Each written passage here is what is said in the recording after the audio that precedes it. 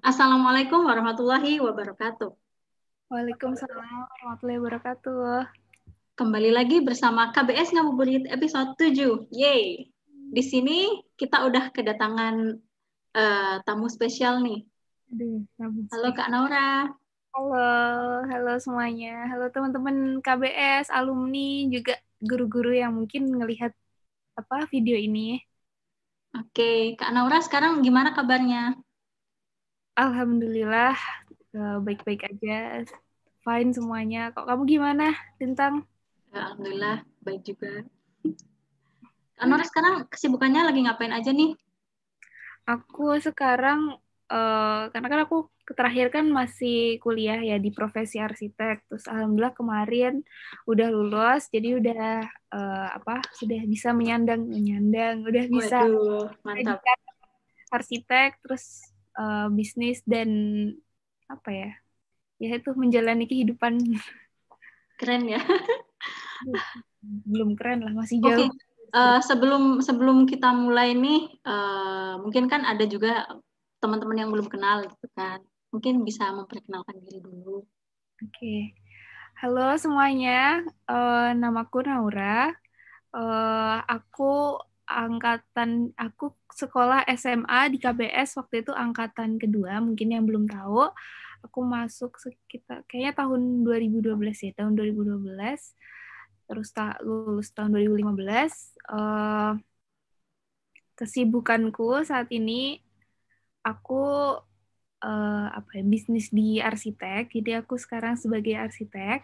Waktu aku kuliah di Universitas Islam Indonesia, jurusannya arsitek juga. Dan aku juga kuliah profesi, setelah lulus aku kuliah profesi arsitek di kampus yang sama. Tuh. Oke, mungkin ini ada pertanyaan pertama udah sedikit kejawab ya, bisnisnya bisnis apa? Mungkin bisa lebih detail gitu Kak. Oke. Jadi sekarang aku tuh mau bilang kesibukan tapi juga aku nggak pengen terlihat sibuk sih. Maksudnya kayak yang aku lakukan sekarang aku membuka sebagai jasa arsitek atau desainer. Jadi ruang lingkupnya kan arsitek tuh luas ya. Bisa renovasi atau interior design atau desain produk juga bisa gitu. Jadi di antara yang berhubungan dengan sesuatu yang dengan bangunan sih kayak gitu. Oke, nah cerita awalnya kok bisa terjun ke dunia bisnis tuh gimana sih? Awalnya banget tuh, jadi setelah bisa dibilang waktu tugas akhir sih, dari waktu tugas akhir aku tuh udah mulai kepikirannya nanti setelah lulus tuh mau ngapain ya gitu kan. Dan awalnya karena kan waktu di tugas akhir tuh kan banyak banget tugas kuliah, maksudnya harus nyelesain tugas akhir dan segala, mesti kan tahu kan tugas akhir udah mulai detail segala macam. Terus aku pikirin apa ya sekiranya aku tuh bisa lakuin dengan skillku yang mungkin masih cetek waktu itu. Terus tapi juga sambil bisa disambi ngerjain tugas akhir. Nah, waktu itu aku coba untuk bikin desain-desain sederhana aja sih, desain. Waktu itu masih desain logo atau poster atau buat keluarga sendiri, biasa kan buat om, tante, bikin rumah kecil atau cuma tampak depan, fasad kayak gitu. Awalnya dari situ. Terus dengan skill itu habis itu berkembang lagi nih setelah lulus, habis itu aku masuk profesi. Jadi kalau masuk profesi itu kenapa aku memutuskan profesi itu karena aku memang pengen mendalami di bidang arsitektur kan. Ini aku masuk ke profesi arsitek supaya nanti aku punya karya tuh bisa lebih istilahnya ada diakui gitu, karena kan kalau misalnya lulus doang S1 terus habis itu kadang mungkin masih kadang orang masih mau disebut arsitek tuh kayak masih nanggung gitu kan, supaya bisa diakui dan juga pasti dapat ilmu dan koneksi juga. Akhirnya aku kuliah lagi profesi arsitek, habis itu aku mendalami dan setelah lulus aku mulai tuh berani untuk buka jasa arsitek kayak gitu. Jadi awalnya dari desain-desain kecil, dari desain-desain cuma interior, itu pun cuma kamar tidur, atau waktu itu aku bikin interior untuk kamarku sendiri juga, atau kalau sama saudara, atau cuma sederhana kayak poster kayak gitu, terus berkembang kayak gitu. Berarti besok bisa ya rumahku? Bisa, nanti kita dapat potongan harga ya. aduh, Nggak, bercanda. gampang nanti. Oke, ini selanjutnya ini yang paling mungkin orang-orang paling penasaran nih. Modal awalnya tuh berapa gitu? Modal awal. Uh-uh. Karena aku tuh di bidang jasa ya. Maksudnya di bidang jasa itu relatif modalnya lebih sedikit. Maksudnya untuk secara finansial tuh karena misalnya kita kan ngandelin apa yang kita punya. Jadi waktu itu aku juga ini sih, di awal tuh memang pengennya maksudnya apa ya yang aku punya, dengan ini aku tuh bisa lebih gitu. Akhirnya ya karena pakai jasa, akhirnya aku tahu apa yang aku punya ya, dengan laptop aku buat kuliah, terus habis itu ilmuku ya itu aku jadiin modal gitu. Dan apa ya, mungkin yang mungkin orang-orang pikir tuh maksudnya gimana ya, orang tuh mikir kayak modal tuh harus selalu tentang berapa gitu, tapi kita sebenarnya tuh ada banyak di apa ya, dari diri kita sendiri yang sebenarnya tuh bisa jadi modal, ya itu salah satunya tuh skill kayak gitu. Mantap memang. Oke, kan pasti kalau bisnis tuh ada jatuh bangun kan ya. Kalau dari kisahnya Kak Naura sendiri gimana sih jatuh bangunnya? Ini tuh apa ya? Karena aku masih baru juga kan, maksudnya aku belum lama di bidang ini, dan yang aku tahu, maksudnya aku tahu dari awal, kenapa waktu aku milih bisnis aku tahu dari awal kalau pasti apa ya, kayak keberhasilan itu ada peluangnya nih, ada peluang kita untuk berhasil. Tapi jatuh itu pasti. Jadi di awal tuh harus udah siap, emang udah siap untuk ini pasti nanti bakal jatuh. Dan apa ya, waktu kita jatuh itu maksudnya apa ya, dengan kita siap tuh, kita siapkan kita pengen bisnis, terus kita tahu nih, oh kalau kita pengen bisnis kita harus punya mental jatuh. Jadi waktu kita jatuh kita nggak akan langsung kayak aduh kenapa ya kok gagal itu, tapi ya kita udah tahu emang itu patternnya kayak gitu. Nah, waktu kakak berada di titik terendah tuh pernah kepikiran pengen give up nggak sih? Kayak ya udahlah, ini diudahin aja lah gitu. Pernah nggak sih? Kayak apa ya, berada di titik terendah dan pengen give up tuh kayak sifat dasar manusia nggak sih? Kayaknya Iya sih, setelah aku ngerasain sendiri, wajar. setelah aku ngerasain sendiri, terus aku juga banyak diskusikan sama orang, itu ternyata pasti mereka tuh ada di titik itu gitu. Dan gimana cara overcome itu tuh gimana ya? Cara overcome itu tuh ternyata bukan berarti kita langsung cari tahu solusinya apa, tapi kita reflect dulu ke diri kita sendiri. Oh, kita nih apa ya? Kenapa sih kita bisa ada di ini? Terus kenapa kita bisa sampai low bed kayak gini gitu kan? Aku sebutnya ini low bed ya. Jadi kenapa kok bisa kita low bed kayak gini? Apa yang salah kayak gitu? Karena kan bisa jadi kan faktor kan nggak cuma dari luar aja, tapi bisa jadi dari diri kita sendiri, ada yang salah apa nih kayak gitu. Dan setelah kita tahu, kita cari apa ya istilahnya, kita tuh cari tahu dulu dan kita paham dulu, oh ini kita lagi low bed, oh kita nih lagi ada di titik rendah. Jadi kita paham dulu diri kita sendiri, terus habis itu kita pelan-pelan cari solusinya gimana.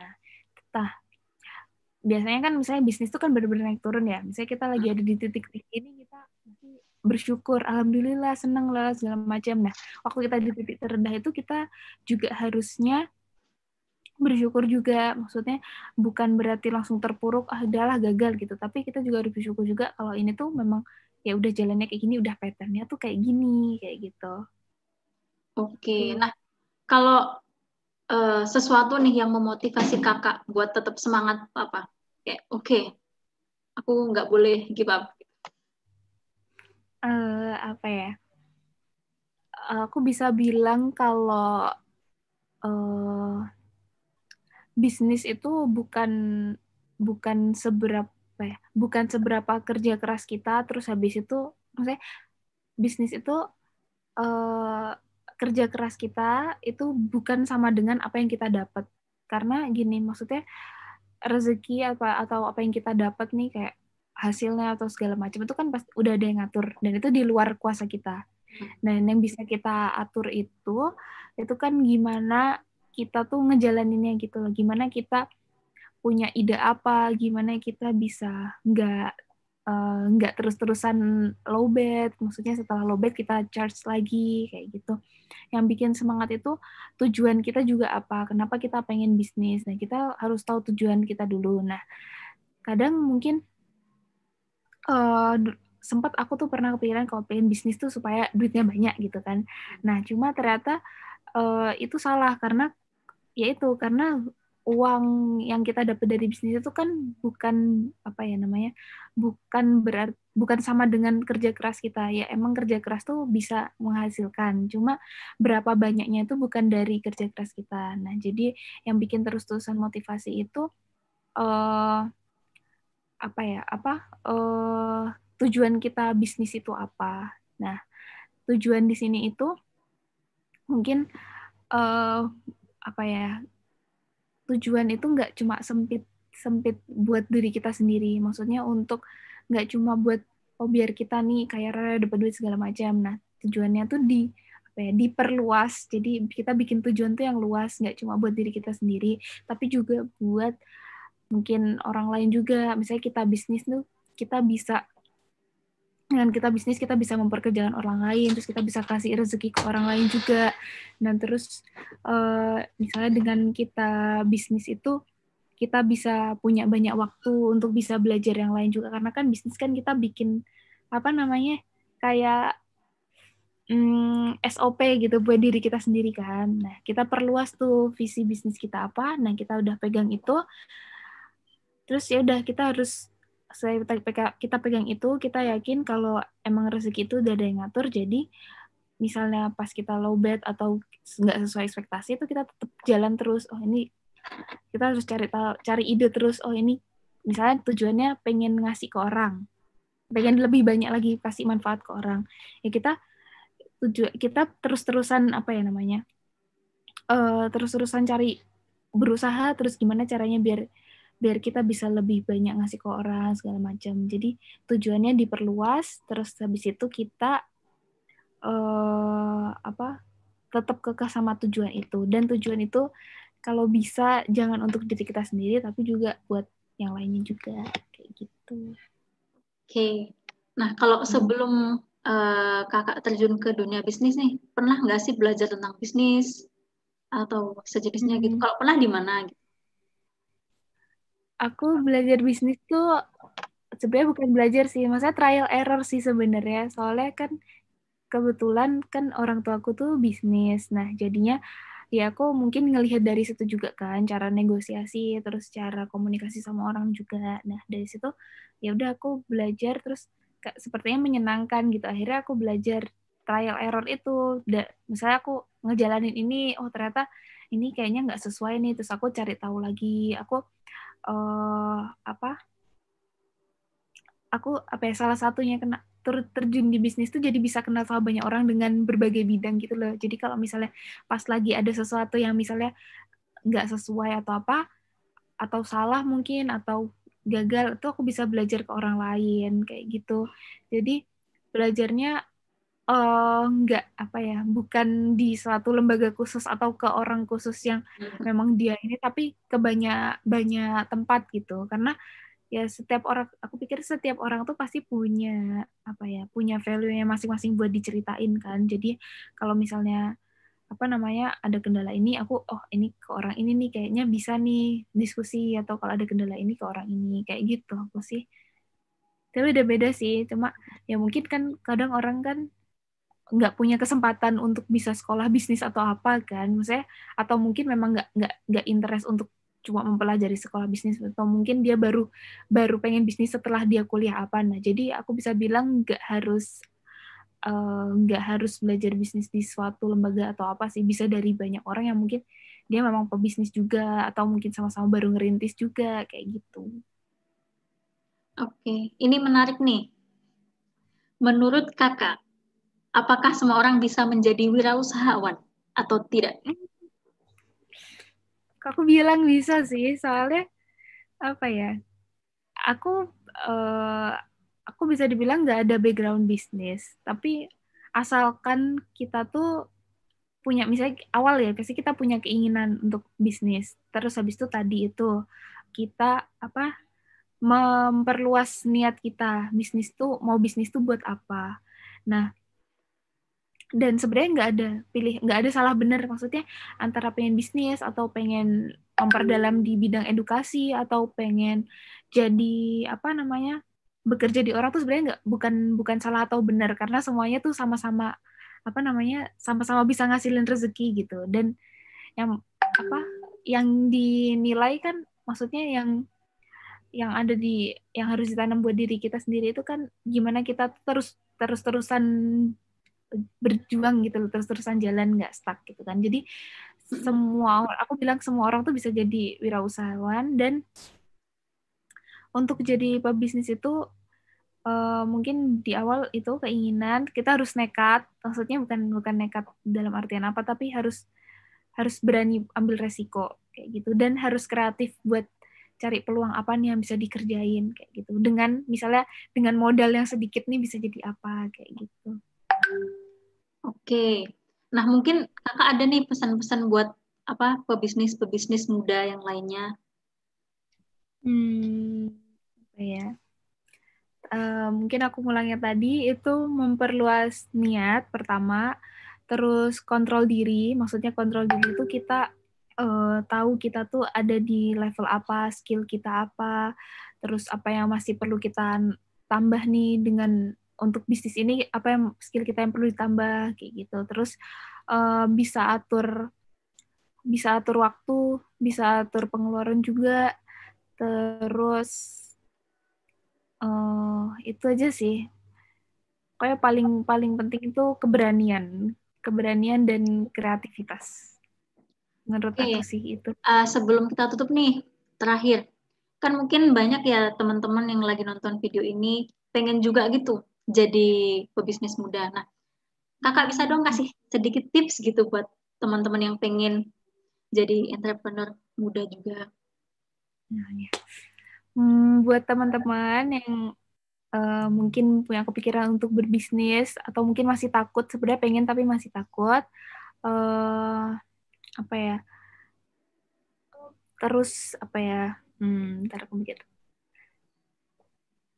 Terus bekerja keras, kita tuh nggak akan tahu sampai mana hasil kita. Maksudnya hasil kita nanti akan seperti apa, dan jangan takut sama yang belum terjadi. Pokoknya selama dirasa itu benar, terus itu bisa membawa kamu ke kesuksesan, itu jalanin aja. Dan apa yang tertakar itu pasti nggak akan tertukar, gitu sih.